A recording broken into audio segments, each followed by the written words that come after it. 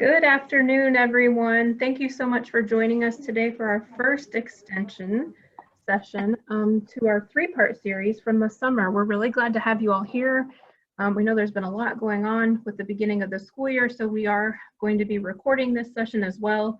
So if you need to dip out early, or if you need to share it with a colleague who wasn't able to join us today, you will be able to do that just as soon as that recording is available. We're gonna wait just maybe one more minute here to make sure everyone can get logged on, but I do want to be cognizant of your time as well, knowing that there's a lot more going on now than there probably was in June. So hang on just one more minute as we're admitting some more people, and then we'll get started.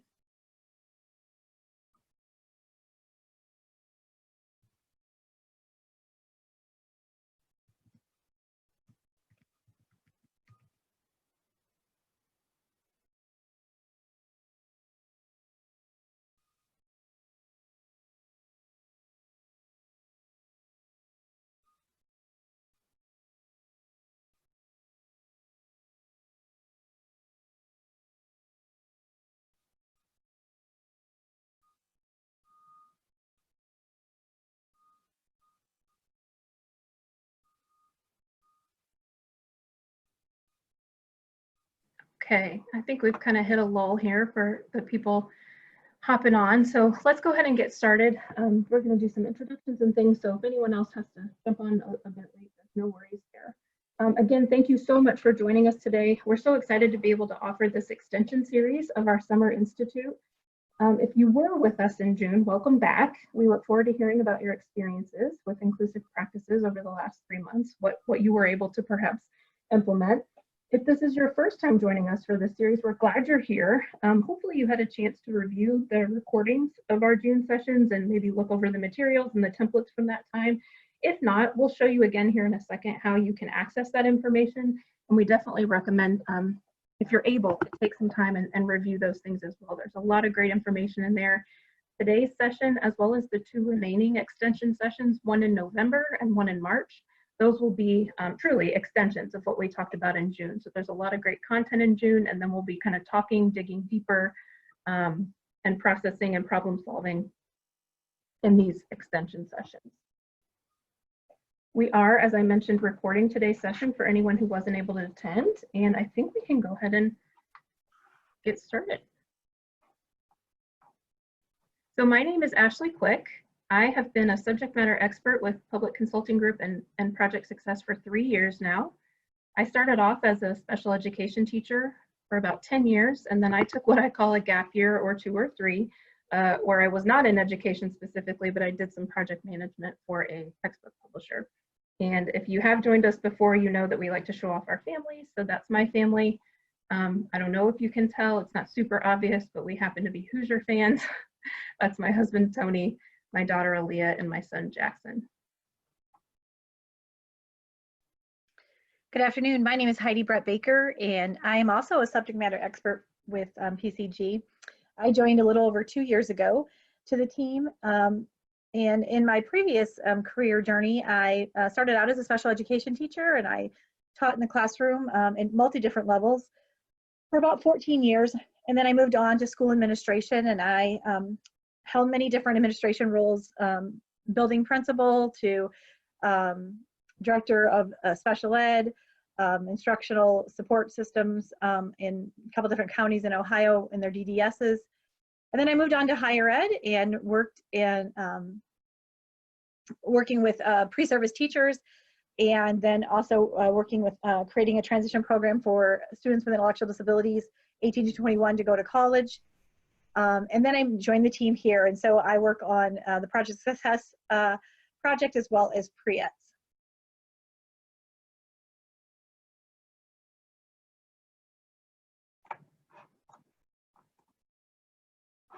Okay, here you'll see the rest of the Project Success team that we work with. We've got our director, Meredith Petey Merck. She's on the call with us today. Senior consultant, Amy Howie.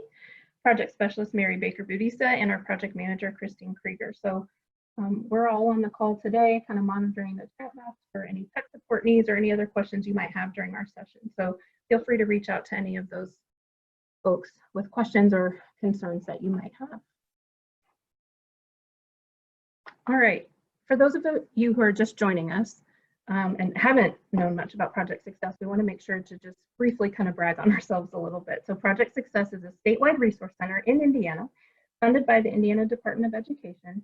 And what we do is support educators of students with significant intellectual disabilities. Primarily what we do is provide professional development at no cost across a variety of topics that you can see here, and really across a number of formats before COVID hit. We did a lot of on-sites and things. Now, of course, everything is pretty much virtual. But there's more information available on our website as well, which I can show you here in just a moment. Just as a side note, you'll hear us refer today to intellectual disabilities and occasionally cognitive disabilities sort of interchangeably. There are different laws that use different terms, but we're referring to the same students either way, just so you know. And I think it's important to point out too, although we do view most things through the lens of students with significant intellectual disabilities, the content of the training series, both what we created in June and then what we're creating now with this extension series, it's really primarily applicable to any students and inclusion of all students with disabilities. So just keep that in mind as well. So we are Project Success is part of the Indiana Resource Network, which is a larger group of resource centers. They each have their own specialty and they're either partially or fully funded by the Indiana Department of Education. For more information on the supports and services that are available to Indiana schools, you can click on the link on this slide, or if you just type IRN in the search bar on the Indiana Department of Education's website, it'll take you to a list of these resource centers as well as a description of each one. So each of these icons represents a separate resource center that you can find out more about. Like I mentioned, our website is just a wealth of information. You can get there by going to www.projectsuccessindiana.com. The Indiana part is important, especially if you're Googling, because there are some other Project Successes out there. And we recently updated our website to make it easier to find what you need. So if you click on the Resources tab in the upper right-hand corner, you'll be able to select from educator resources, administrator resources, resources by district for those of you in Indiana, and also distance learning resources. So it's under this tab where you'll really be able to access almost all of our guidance documents, our templates, and then other information for educators and administrators. Specifically for today, if you click on the new events tab on the homepage, which was circled up on that last slide as well, you'll be able to access our recorded webinars and any of the regional training presentations that we do. This is where today's PowerPoint and supporting documents can be found, as well as all the other recordings and templates and things from our Summer Institute. You can select Summer Institute 2020 from the regional trainings drop-down menu and then click go, and that'll take you right where you need to be. If you have any questions about any of that, please feel free to reach out to any of us. We have really a lot of great information on there and we wanted to make it as accessible as possible to everyone. Just a reminder for those of you who did join us in June, don't forget about the engagement guide. This is where a lot of the templates that we discussed back in June and also that will kind of come up in conversation today, they can all be found within that engagement guide, and that can be accessed either via this link here or, as I mentioned, on the Summer Institute page of our website. So if you haven't seen it before, definitely check it out. It's got good templates in there that we'll refer to today as well. So enough of that. Let's get into what we're actually going to talk about here today. So we're going to do a quick check-in just to see where we are. How's everybody doing? What's been going on since the last time we talked? And it really is a pretty full agenda today and only 60 minutes. So we're going to try to get in as much as possible, as quickly as possible, but still cover the things that are important to you all. I don't want to read the whole agenda to you in that vein. I'm trying to save some time there, but just know that we'll be doing some review from the June sessions, and then we'll really dig in to hear about your experiences with inclusive practices so far. And we'll end the session by talking a little bit more about communication and collaboration, and then also how we can bring paraprofessionals along for the journey. They're a really critical piece of this, and we want to make sure that we're being intentional about including them as well. So the objectives for today, we want to make sure that everyone is understanding the inclusive framework, that you're able to identify which stage of the framework you're currently in. We want to hear your challenges and your celebrations. And also we want you to walk away with some new information on implementing the framework in this virtual world that many of us find ourselves in now. So that's it in a nutshell. I'm going to pass it over to Heidi to get us started.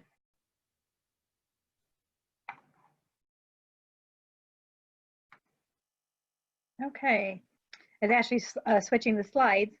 We're going to just start out with thinking about that definition of inclusive practices that we begun with back in the summer. And when we think about the definition of inclusive practices, we really think about that all students are full accepted members of their school community, in which their educational setting is the same as their non-disabled peers when appropriate. We think about that the inclusive practice is really a teaching approach that really sets the mindset that we recognize the difference between students, and we use this to ensure that all of our students can have access to educational content and can participate fully in their learning to the extent that's possible.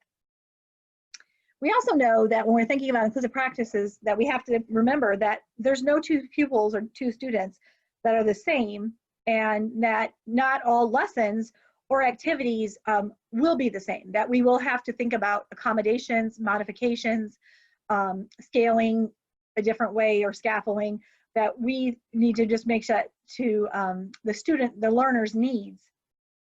We also need to think about that this is a mindset, really. It's not just a teaching approach or a strategy. And when we think about this mindset, we recognize that when we have this mindset, it's beneficial to the whole student body. It helps us think of students diversely, and helps us do that and bring all the students together so that the overall learning approach is successful for all students. Because we know that all students, in any given classroom, any given school, district, building, that we are going to have many different students, and they're all going to be diverse. And so that when we think about each student individually, and we accept each student individually and bring them into this inclusive practice mindset, we're benefiting all students, and we're benefiting teachers and their families as well. So let's talk about the 7 principles of inclusive education. So first, let's think about, I just mentioned this, diversity. We know that diversity enriches and strengthens all communities. So we really want to think about that as one of the key principles of inclusive practices or inclusive education. We know that all learners have different learning styles, and achievements should be equally valued and respected and celebrated by the community. We also know that all learners are able to be, when they are able to fulfill their potential by taking into account that each one is an individual and each one does require their own learning plan. Another key principle would be that we will guarantee support to fully embrace the learning experience for all. Another one is all learners need friendship and support from people their own age and in their own community. All children and young people are educated together as equal in their own local community. We keep hearing that local community and their local school district. We know that that is a real key aspect of inclusive practices, that when we think about that, we want to recognize for students that when they are included in their own community or in their own classroom as a community or in the school district, that is very beneficial to students in that learning process. And then last, inclusive education is incomparable with segregated provisions of services both within and outside the mainstream education. So we want to make sure that that we know that it is definitely inclusive education is definitely the best for students with the appropriate supports. We like this quote, thinking about inclusive education, what it is. And I think the key premise from this quote is just to remember that when we think about inclusive practices, it really begins with that mind shift I talked about just a minute ago.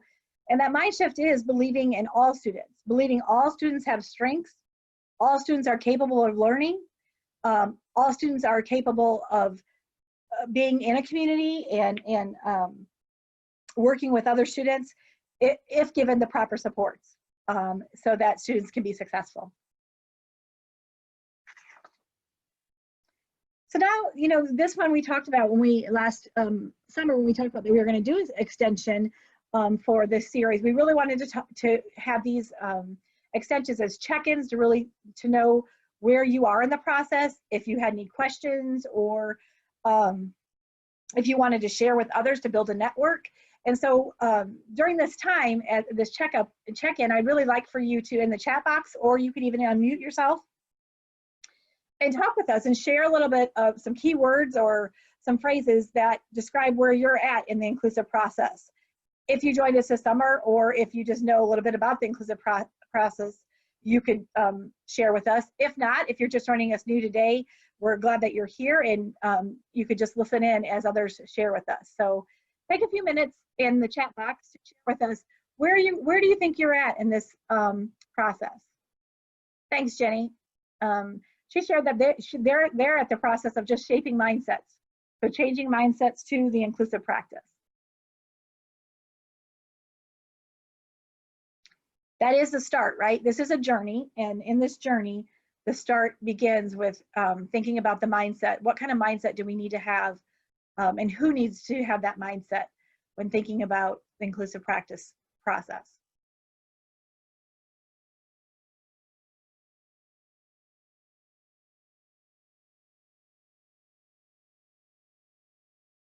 Anybody else like to share?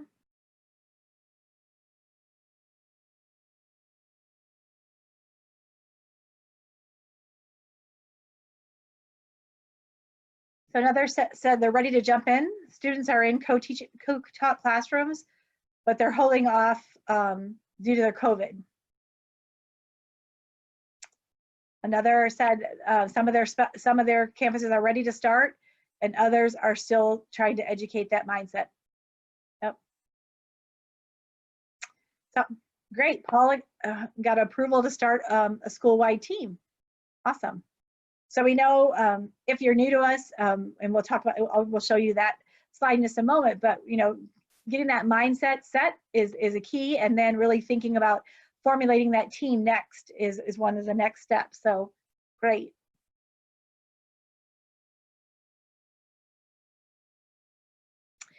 Like Ashley said a couple minutes ago, if you weren't able to join us this summer, all of our recordings for this summer's presentation are on the website, and you could spend some time reviewing or listening to those recordings. And that engagement guide that Ashley referred to just a couple minutes ago is also there, and you would be able to download that and use that to help you kind of catch up along the way where we're already at. Thank you, everybody, for sharing. We'll have some more opportunities as we go through this presentation to share some more. And I would encourage you to, you can either unmute yourself or just share in the chat box.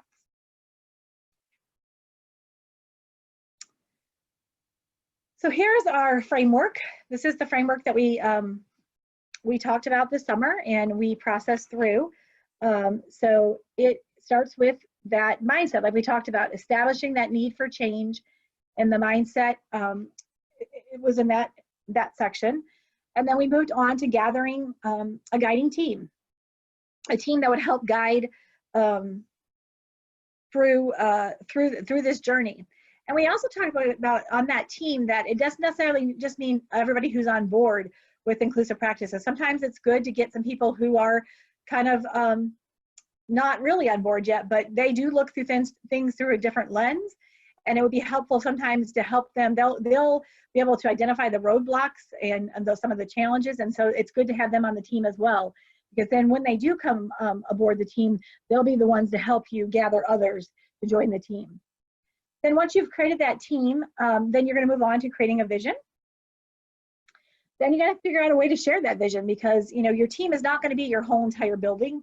It's going to be a group of you, and then you have to figure out how to share that with your all your administration, your other fellow teachers, your special teachers, your therapists, your paraprofessionals, families.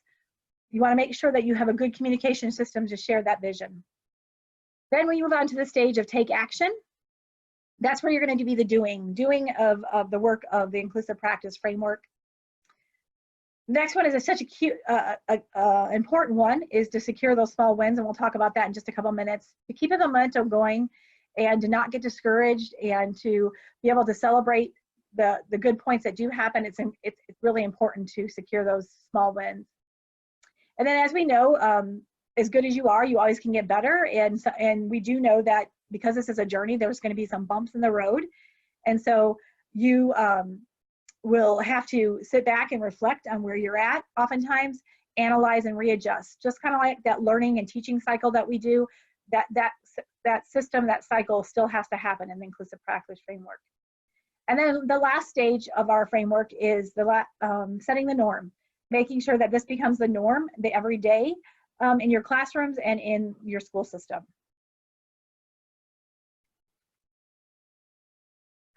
All right, I'm going to give you some more time here to chat with us. So if you were one of the ones that were just chatted in the chat box about you've created your team already, who's on your team? Who did you enlist to be on your team? Were you guys able to create your vision statement? If so, would you be willing to share what your vision statement is?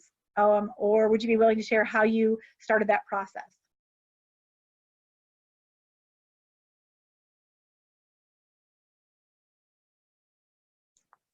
Thanks, Meredith. Meredith has also put in the chat box the resource links that's found on our website for the Summer Institute.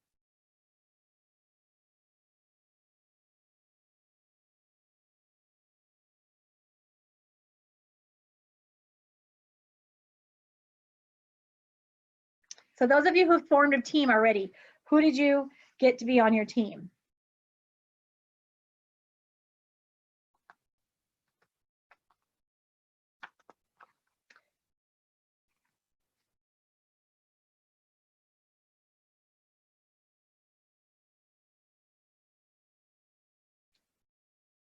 Did you just have teachers on the team, or did you include some of your paraprofessionals? Did you include some of your therapists?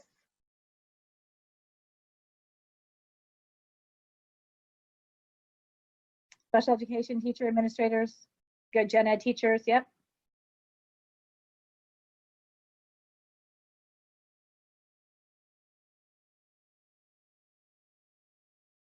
Three gen ed teachers, one special ed teacher, two IAs, good. Did anybody include parents on their team?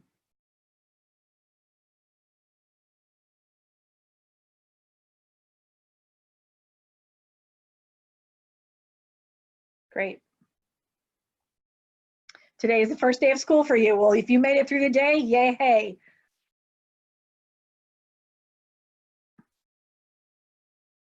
Glad to see that you're including a variety of people, not just teachers, but OT, your therapists, administrators, IAs or paraprofessionals, great. So those of you that have the team already going, let's think about this action plan, your vision statement. Did you guys start one? Here's one here that we're going to show you here, is one that somebody let us use in this summer. This is in that engagement book. There is the action plan template that lets you start to think about creating a step towards your framework, and it gives you some questions to fill out when you're thinking about a vision statement. So we just want to have you look at that and see that would be your next step as a team, to be thinking about this and filling it out.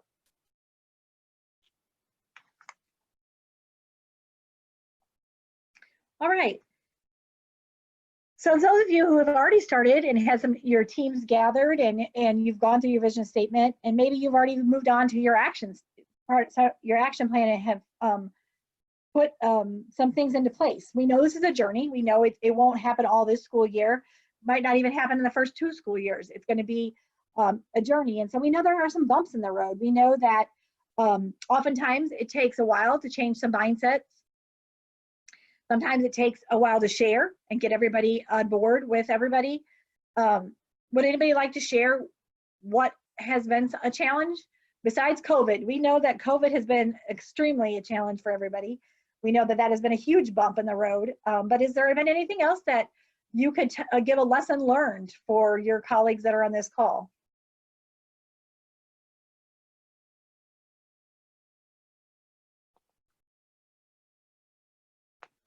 Or are you still just in the first two stages and really haven't had those huge challenges yet?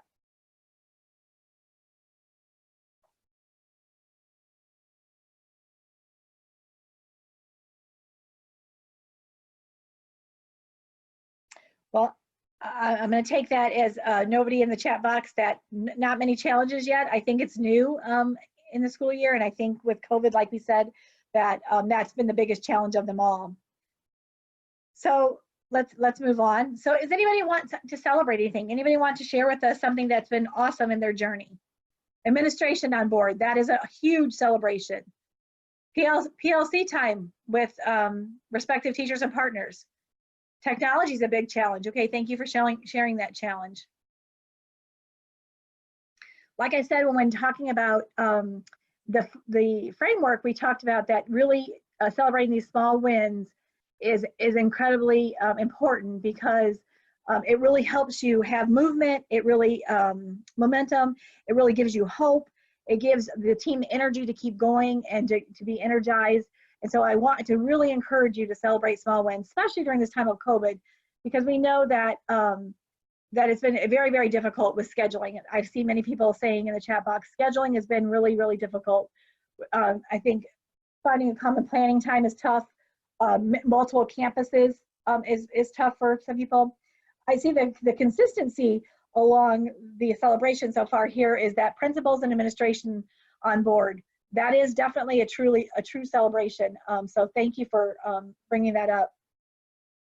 Also, it's nice, Jenny, thank you for sharing that the principals embraced the mindset change and they also reinforced the vision. That's awesome. Great, thank you for sharing. We really appreciate you sharing. We really want, during these next two, this training and our next one, we really want this to be a time of sharing and helping others that are still in the process. Or might be at a different stage of the framework than they are. You might be in different ones, and learning from you can be really helpful. All right, Ashley, I'm going to hand it over back to you. All right. So you might remember this quote from our first session in June, that inclusion is intentional. We wanted to remind you of it today because it's still true, regardless of whether you're teaching in person or virtually. We know a lot of you have moved to that virtual space, but we still have to be intentional about making sure that we are moving forward with inclusion and our inclusive practices. So this is a good starting point for the remainder of our conversations today. Just thinking about being purposeful about implementing these inclusive practices, it's essential. They're not just going to happen by accident. So let's rethink virtual instruction in 2020. These are certainly uncertain times. We have to adapt and we have to regroup how we're thinking about our instruction to meet these needs of our virtual learners and our teams. So thinking about how to be inclusive in virtual instruction, we can look at the elements that are typically found in in-person learning and then adjust them to be more effective or more impactful in the virtual setting. And this chart here, this table, is just a few examples. Certainly there are more examples, but additional resources are hyperlinked here in the try this column. So for instance, instead of having long lectures in an in-person class, how can you translate that into a virtual piece? We'll try some mini lessons, and there's some active learning strategies that are hyperlinked there that you can check out as a resource. What does that mean truly to have active learning, and how can you make that happen in a mini lesson? Or instead of having worksheets in your in-person classroom, you can have some more interactive things like hyperdocs or web quests that will reach your students a little more effectively in this virtual world. So you can check out those links there on the right side when you get a chance. There's more information, more resources there connected to each of these ideas of what you can do to sort of rethink and revamp your instruction to get it in a more virtual space this year. What I'm curious to know now is if anyone has had experiences with any of these virtual options, either the hyperdocs, the web quests, thinking about this concept of connected learning, or even just rather than, thinking through 100% live classes, which of course is what's happening if you're in person, what's been going on with either some low tech ways that you're having to reach your students virtually, or the asynchronous piece of that as well. Just what kinds of experiences have you had so far, one way or the other, I guess, good or bad? Or are there any instances that are not listed here that you've had an experience with that you'd like to share? Go ahead and put that, you can share in the chat box, or really honestly, please feel free to unmute yourself if you prefer to share that way.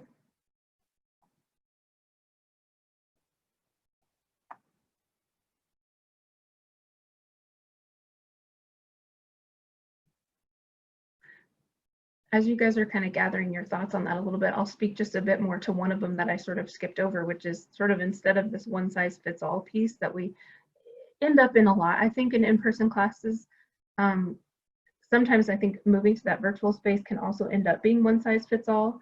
But if we try instead the principles that are aligned to universal design for learning, universal design for learning is an amazing way to reach all students, sort of where they're at and what they're ready for, both in person and virtually. So I think it's important to think about, a lot of us have heard a lot about universal design for learning and think about it through that in-person lens, but to think about how can we universally design our instruction for students in the virtual space as well. So Matilda is sharing things like Google Forms, Padlet, Flipgrid, Kahoot.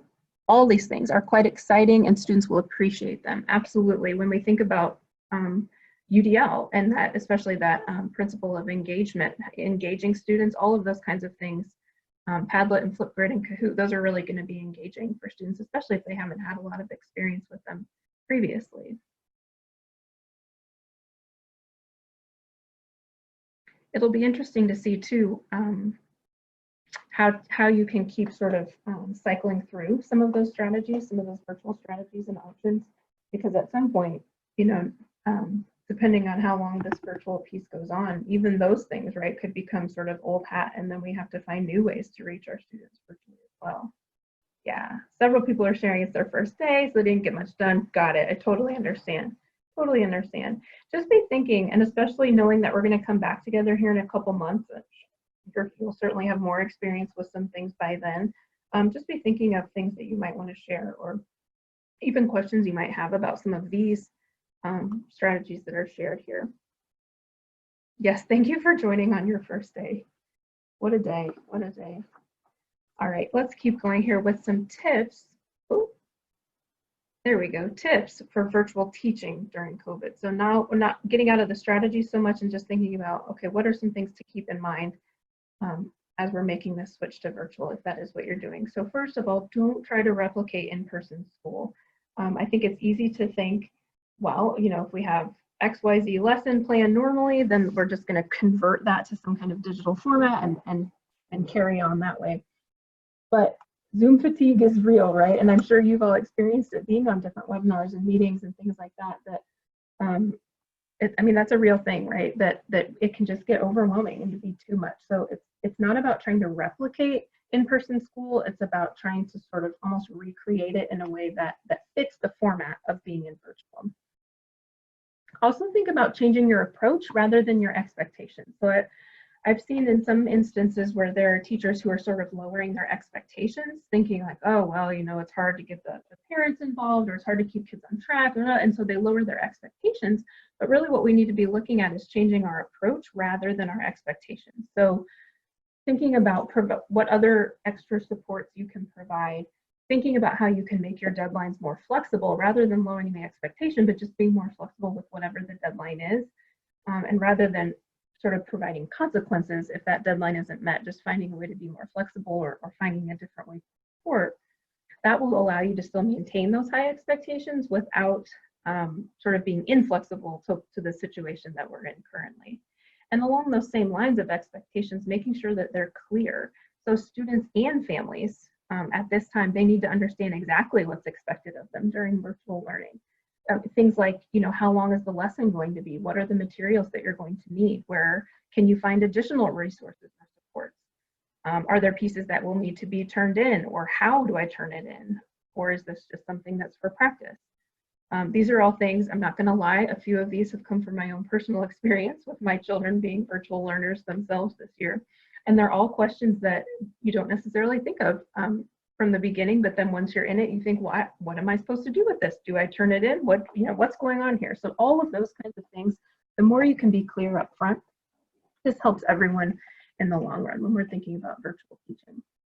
Of course, think through things like being able to record live lessons for students to view later, especially for our students with more significant needs or really any kind of disability that may be sort of having an effect during these times. They may not have the ability to process content in whatever moment this lesson is being presented live. And so if you make sure to record it, then you can either make sure that they can watch that lesson later, either for the instruction piece, or it may be a way for you to present the assignments to them as well, record the instructions for the assignments and things like that. And if you allow, again, that flexibility, either participate live, participate, by watching the recording, maybe both if you need that repetition, that's going to allow students to be able to participate more fully overall. A couple of these last ones, well, providing one-on-one office hours, I think that goes to the providing clear expectations as well, just being available to clarify and any questions or anything that people may have.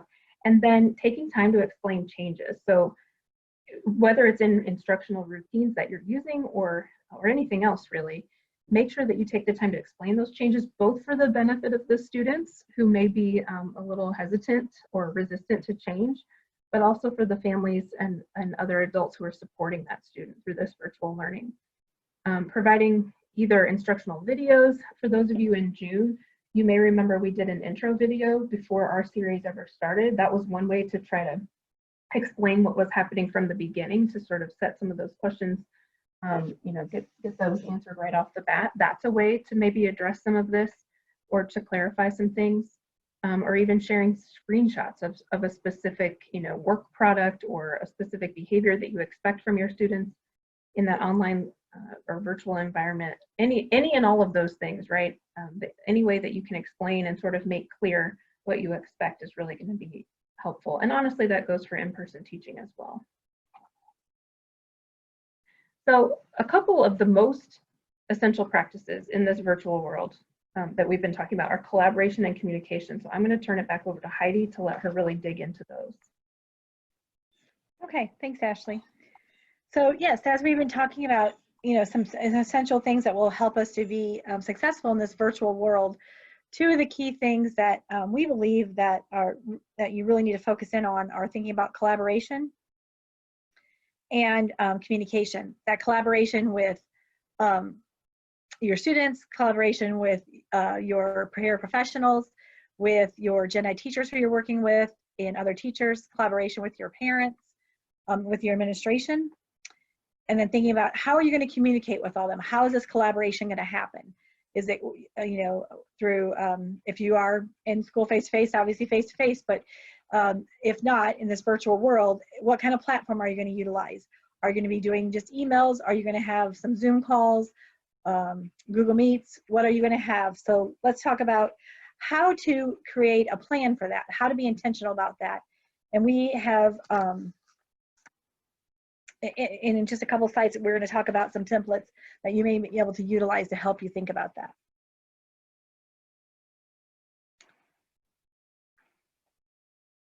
So being able to collaborate with colleagues is definitely a key piece of the effective virtual learning. An important element in building your schedule, and it's important to build that into your schedule. There are some resources linked here on the side that will help you when thinking about how to plan that, how to build it into your schedule. And we'll also show you some of the templates in just a minute. But thinking about communication, are you going to email? Are you going to have discussion forums? How are you going to message back and forth? How are you going to collaborate? Are you going to use Google documentation, Google Sheets, Google that you can go back and forth, or do you have a system where that you can share documents back and forth? Are you just going to use the good old-fashioned phone, instant messaging? When you're on a conference call, if you want to share things, are you going to just share your screen? Are you going to utilize a whiteboard? Thinking about those things ahead of time and being intentional about those when you're in this virtual world is going to be most beneficial to you. And like you've seen many times in any of our trainings, we always have some links that will help you in planning and utilizing those templates. And that's what this next next slide. Oh, no, one more before that. I jumped the gun there. But here's just looking at this. Here's a workflow plan for determining details so that it can help you run virtual meetings smoothly or your communication smoothly. So think about the beginning. Think about, are you going to Zoom, FaceTime? Are you going to use a phone or email? Think about when you're going to meet. Is it going to be daily, once a week? And then how long you're going to meet so that you can meet, so you can plan that and plan your schedule around that. Make sure you have a focus. Make sure you set an agenda. So make sure you have a focus about what you're going to accomplish in those meetings. Are you going to talk about curriculum? Are you going to talk about modifications or accommodations? Are you going to plan a lesson together and talk about your lesson? Are you going to analyze and reflect on data together? What's going to be the purpose? What's going to be the desire of that meeting, and what should be the desired outcome? Then develop an agenda. Make sure that you have everybody communicated when the meeting is and they can see the agenda ahead of time. It's important that when you're thinking about meeting together that you have some team norms. And it's important that in that meeting time to assign the roles and responsibility to the team members. Then also the last thing is really important because oftentimes as we run over meetings often, that we have some kind of format to roll that agenda, to know what we need to talk about for the next agenda and to table something if we have to think about it again. And also last but not least, what's really, really important is that follow-up process. Say somebody wasn't at the meeting, how is that person going to be communicated with so they get the agenda or they get the notes from the meeting? Make sure that you have a plan for that. Here we go. Now I was telling you about that template that I was telling you about. So here's a template that you can find on the website that is just giving you some considerations on the left-hand side, some things to be thinking about, some examples in the middle, and then giving you an opportunity to create your own plan. For some of the things that we just talked about in that virtual platform, who needs to be there, how often you're going to meet, what that focus is going to be, and who's going to be responsible. Also, a key thing is where you're going to store all that. Where are you going to store all the information so that everybody knows and everybody can be on the same page. And then our next template that we're going to show you is just that rolling agenda, keeping an agenda. The meeting date is important, obviously, the goals and the things you want to accomplish during that meeting. And then what might need to be moved to the next meeting or kind of in that parking lot so that it's ready for the next meeting. And also it's really important, like in the notes section, you see who will do what, assigning those duties and those responsibilities so that we know who's going to be in charge of that and who's responsible, and then by when you want that to happen.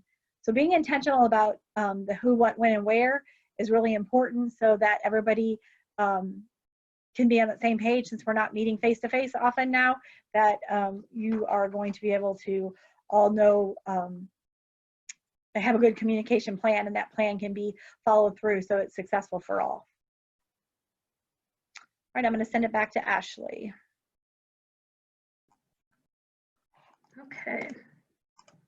So lastly, as promised, we will be checking out some ways that we can support our paraprofessionals in supporting these inclusive practices and how we are implementing these practices together. So first I wanted to share this that I found, which is referred to as the golden rule of providing support. I thought it was a really interesting idea. So the idea is essentially support others as you would wish to be supported.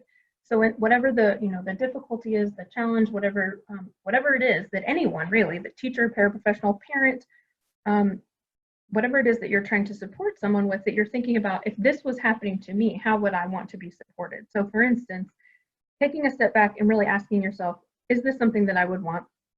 done for myself? Would I want someone, attached at my hip overseeing my every move? Would I want an extra person involved in every single one of my interactions with other people?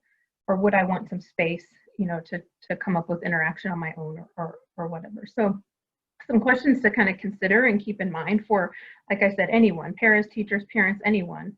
How can you help a student feel like an integral member of the classroom? Integral member of the classroom. So not just a visitor. And I think we spoke about that in June as well. A lot of teachers are at that point where the student is present in the classroom, or they are a member of the classroom, but it's sort of this special category, right? And we want them to really make sure that they feel like they're integral to that class, that they're just as much a member of that class as anyone else. So how can the paras help the student feel that way as well, and how do their actions impact that? How can students develop authentic connections with their peers? So again, thinking about how paras, teachers, how their actions will impact or affect the way that students are developing the connections with their peers.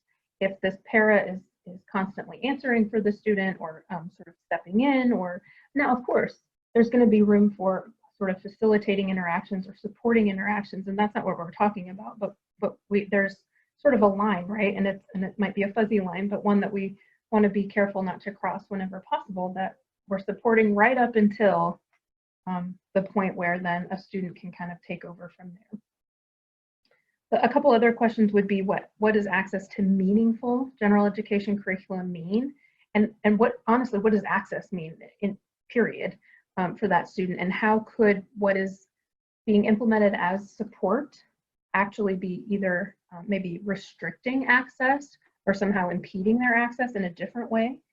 And also, what are the most effective ways to support students to help them reach the goals of feeling like an integral member of the classroom, developing those connections and having that access? What are the most effective ways that we can all be working to support those students? This sort of goes hand in hand with that, and thinking about what some unintended consequences are of paraprofessional support. And this would be both, I would say, in person and virtually, that the vast majority of us, we have the best of intentions with the type of support that we want to provide to students, but even still, there can be some of these unintended consequences that we need to be on the lookout for so that we can actively prevent them from happening. The goal, like I was saying, would be to provide sort of exactly enough support to the students so they can meaningfully participate without having it actually done for them. We're trying to avoid unnecessary dependence on adults, and sort of that assumption that there will always be another person there to swoop in when something doesn't go right. We talk a lot about, any child, any student, they have the opportunity to fail at times, right? That's what we all do, right? At times there are just things that don't go right. We fail and we learn from that, these mistakes or these failures that we have. Our students with disabilities need to have that opportunity as well at times. And so there is going to have to be sometimes some room made where someone isn't always swooping in when something doesn't go right. Again, like I was saying, we're also trying to avoid that interference with peer interaction. So if there's always another adult right there, the peers are potentially not going to feel as comfortable interacting with that student in the same way that they would with other classmates. And our students with significant disabilities, they experience enough social challenges as is. We don't need to be adding to those under the guise of providing support. The piece about interfering with creativity I found to be really interesting. So if we're thinking about a paraprofessional who's providing support, they're sort of almost influencing what the student does in that way. And it could be that, it ends up being that the paraprofessional takes over and does things for the student, and then that student will have fewer opportunities to sort of exert their own influence over what's going on around them and put their own spin on it or their own take on it. So I just think that's an interesting piece to keep an eye on, is to make sure that we're not sort of brushing students' own little influences on what they're doing around them with their creativity and whatnot, that we're not brushing that aside, trying to support them in the way that we think we need to be supporting them. And lastly, it's important to remember that too much para support can interfere with the instruction that's coming from the classroom teacher. Of course, the assistance from paras is critical, but again, finding that sort of just right spot where it's not interfering with the relationship between the teacher and the student. So you may be wondering about why this chair is over here in the corner. I think a great way to think about addressing really all of these unintended consequences that we'll try to avoid is thinking about removing the chair. So we all know those paraprofessionals who park their own chair right next to the student they're supporting and they never leave. And that might be easier for them, for the parent in the short term, but it's also facilitating sort of the spread of these unintended consequences almost without realizing it, right? It's easier to just sit there and be there when needed and just maybe be quiet when not needed.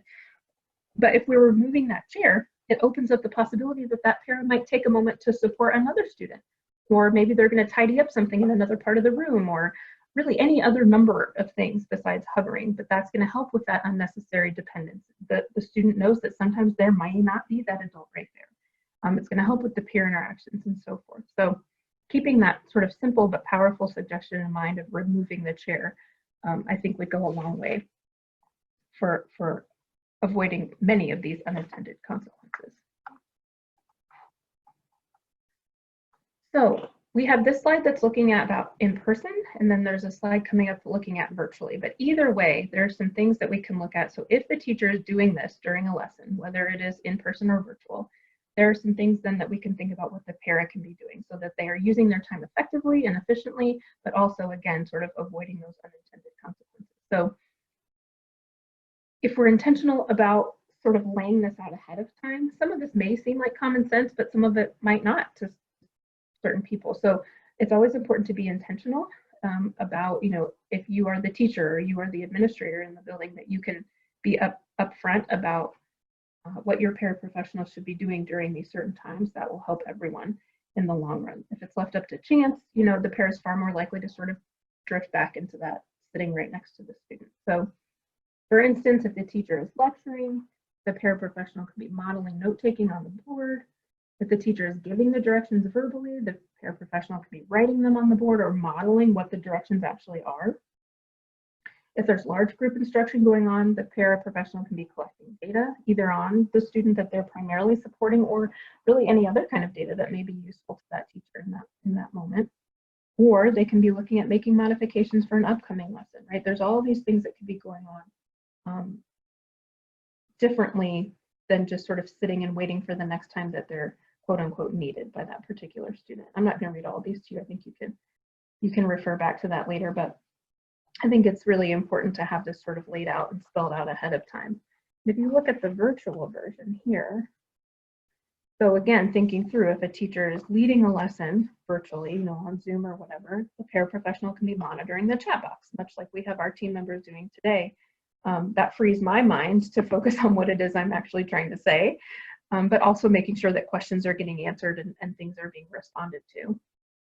If there is perhaps a formative assessment taking place as part of the virtual lesson, the paraprofessional, again, can be monitoring the student responses so that the teacher is able to focus on what they're doing, but also sort of those side pieces are being caught as well by another individual. Paraprofessionals can take on leading small group lessons or working one-on-one, either maybe in a virtual breakout room or something like that.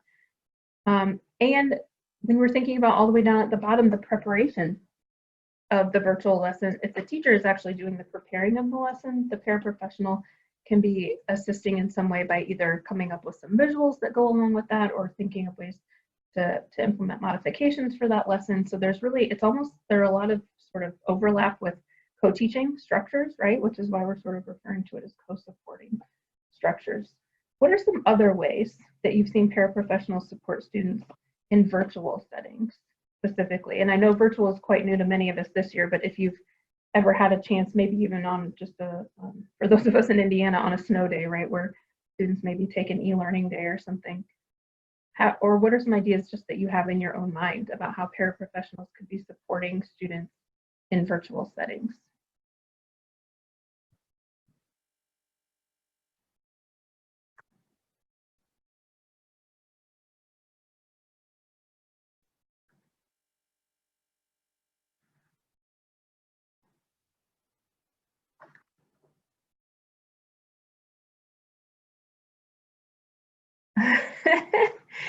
And John shared when his internet at home went out, the paraprofessional carried on the lesson until I could rejoin. That's probably the best one of all.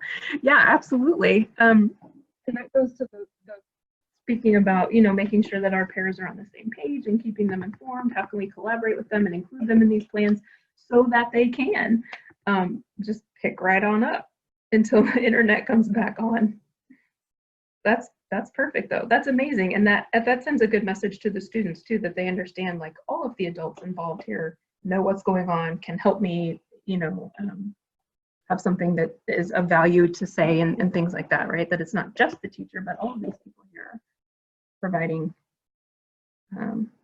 providing a piece of the overall education. That's great. Keep thinking, and if anything else comes up, go ahead and don't hesitate to put it in the chat box. We want to hear those ideas about other ways that you've seen or that you think paraprofessionals could be supporting students in virtual settings, because a lot of us are going to be in that reality for a little while yet here, and so we want to make sure that we have as many ideas as possible to help support those paras and those teachers. As you're thinking about that, this I thought was a useful sort of reference. I don't want to spend a lot of time on it, but I think it's a useful piece to refer back to, both for teachers and for paraprofessionals. Again, thinking back to that remove the chair, making sure we're only doing exactly what's needed and not anything more, so that we don't contribute to that overly dependent piece. So if you consider this chart and you're thinking about how to support students as minimally as possible, of course, there are going to be some activities that require higher or lower levels of prompting, depending on the skill or the task that's being done at that time. What's important really is to continuously ask what next step will enable a student to become more independent and less dependent on adult support. So if a student is still needing assistance, you might consider having interdependence or completing the task together with someone else, like another student be the goal. So of course we can go all the way from that full physical, which is sort of that fully, the most support or the most prompting that can be provided, moving down to partial physical, modeling, direct oral, indirect verbal, gestural, and natural. So it really follows quite the spectrum of full physical is oftentimes that hand over hand that we think of in guiding the student's body to be completing the task, which is certainly appropriate at times. However, think about if this is the level of support you're at currently with a student, what areas might you be able to move down to a partial physical? Or if you're at a partial physical, in what areas might you be able to move down to just modeling it for them right in front of them, right? Things like that. So I think this is a really good piece both for teachers and administrators to be thinking about, but also it might be a useful reference for paraprofessionals to understand and think through.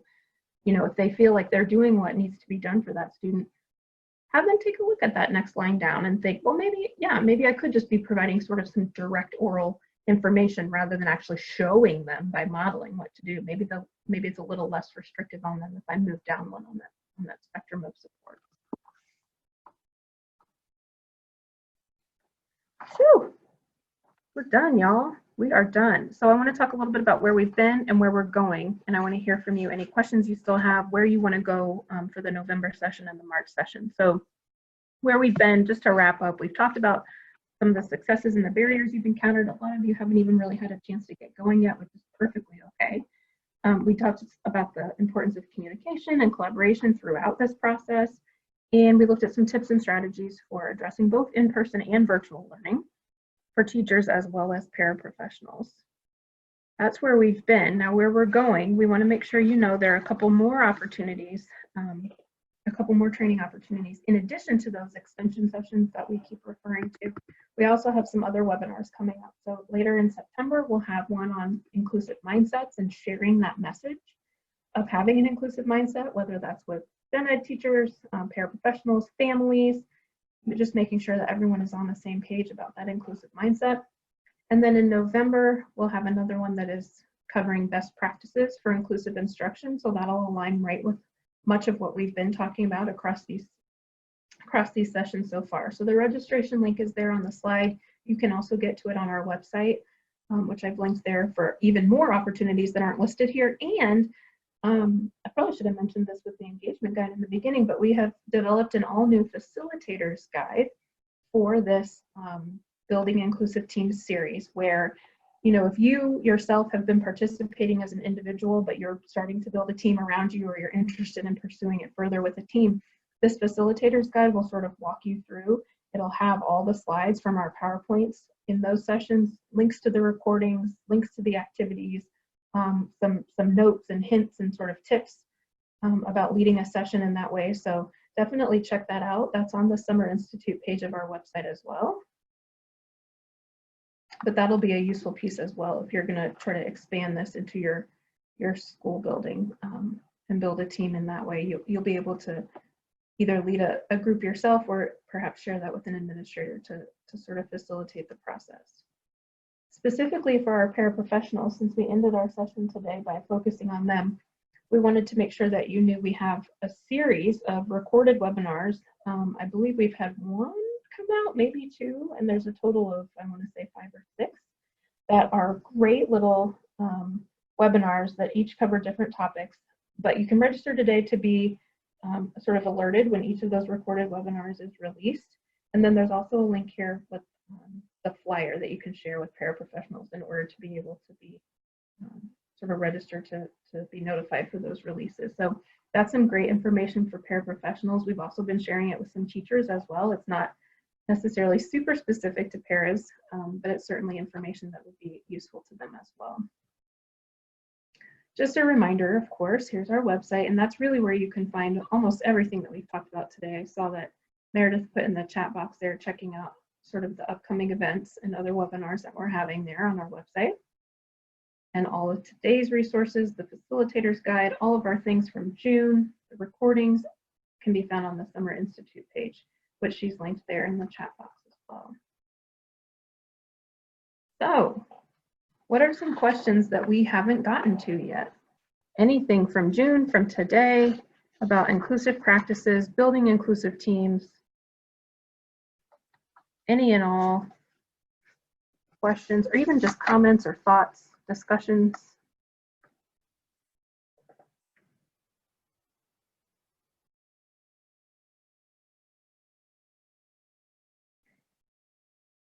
If you have some that you're not, you can certainly feel free to unmute, I should say as well, or share it in the chat box. If it's something that you'd rather not share with the whole group, but would rather email us, let me go ahead and put this up here. So this is my email address, Heidi's email address. You can certainly feel free to reach out to us directly with any questions you might have. And I guess I should say, don't forget to follow us on Twitter and Facebook as well. That'll make sure you get sort of the most up-to-date and latest information on trainings that we're having, and also resources and articles and things that we share along the way as well. We'll stay on here for a few minutes for anyone who does have a question, but we are just a couple minutes over 4:30 Indiana time. So if you don't have a question, feel free to leave us. That recording will be coming soon if you want to rewatch or share with colleagues. Otherwise, please feel free to reach out. Thank you so much.